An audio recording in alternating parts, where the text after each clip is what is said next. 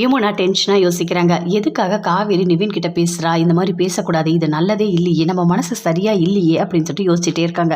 அப்படியே அவங்க அம்மா கிட்ட போய் கேட்குறாங்க, என்னம்மா பெயிண்ட்லாம் அடிச்சிட்டாங்களா, வீட்டுக்கு எப்போ போகிறீங்க அப்படின்னு சொல்லிட்டு. நாளைக்கு போயிடுவோண்டி, எல்லாமே முடிஞ்சிச்சான் வேலை அப்படின்னு சொல்கிறாங்க. அவங்க அம்மா, அப்பா ஒரு வழியாக முடிஞ்சிடுச்சு, எப்படியாவது அக்கா இங்கேருந்து போயிடுவா, அது போதும், நிவினும் அக்காவும் சேர்ந்து பேசவே கூடாது, இனிமேல் பேசவும் விடக்கூடாது அப்படின்னு யமுனா மனசுக்குள்ளேயே நினைக்கிறாங்க.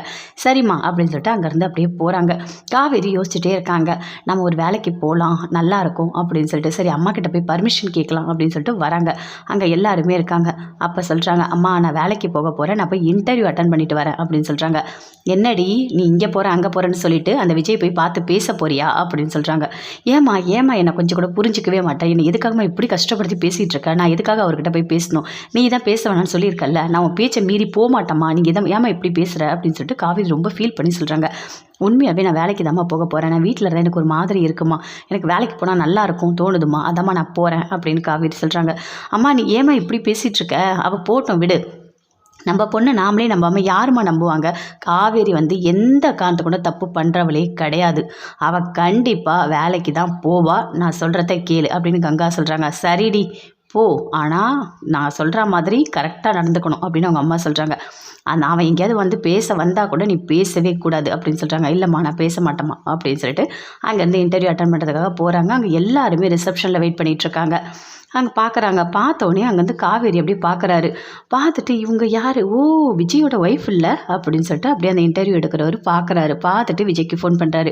இங்கே பாருங்கள் உங்களோட மிஸ்ஸஸ் வந்திருக்காங்க அப்படின்னு ஃபோன் பண்ணுறாரு.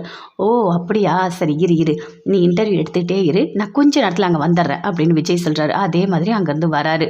காவேரியை கூப்பிடுறாங்க. கூப்பிட்டு எல்லாமே இன்டர்வியூலாம் எடுத்துகிட்டே இருக்காங்க. என்ன படிச்சிருக்கீங்க, என்ன பண்ணுறீங்க, எல்லாமே பேசிகிட்டே இருக்காரு. பேசிகிட்டே இருக்கும்போது அவர்கிட்ட கேட்குறாரு, உங்களோட ஸ்ட்ரென்த் என்ன, உங்களோட வீக்னஸ் என்ன அப்படின்னு கேட்குறாரு. அப்படியே விஜய் நின்று சொல்கிறாரு, இங்கே பாருங்கள் எல்லாமே நான் தான் அப்படின்னு விஜய் சொல்கிறாரு. விஜயை பார்த்தோன்னே காவேரி அப்படியே ஷாக் ஆகுறாங்க. என்ன காவேரி என்ன இப்படி பண்ணுற, உட்காரு நான் அப்படின்னு சொல்லிட்டு பக்கத்தில் உட்கார்றாரு. இங்கே பாரு என்கிட்ட பேசு, எதுக்காக நீ என்கிட்ட பேச மாட்டேற அப்படின்னு சொல்கிறாரு. இங்கே பாருங்கள் எங்கள் அம்மா என்ன சொல்கிறாங்களோ அதை தான் நான் கேட்பேன் அப்படின்னு சொல்லிட்டு காவேரி சொல்கிறாங்க. காவேரி நீ தான் காவேரி, எனக்கு எல்லாமே என் மனசு முழுக்க நீ தான் இருக்க அப்படின்னு நெஞ்சை தொட்டு காட்டுறாரு. அதெல்லாம் கிடையாது, அங்கே உங்களோட காதலி வெண்ணிலா இருக்கா பாருங்க அப்படின்னு சொல்கிறாங்க. காவேரி அதை கேட்டோன்னே அப்படியே கோவமாக வருது விஜய்க்கு. இங்கே பாரு காவேரி நீ தான் எனக்கு எல்லாமே அப்படின்னு சொல்கிறாரு.